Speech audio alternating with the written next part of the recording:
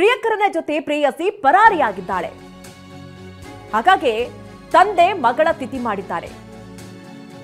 ಮಗಳು ತನ್ನ ಪಾಲಿಗೆ ಸತ್ಲು ಅಂತ ತಿಥಿ ಮಾಡಿದ್ದಾರೆ ತಂದೆ.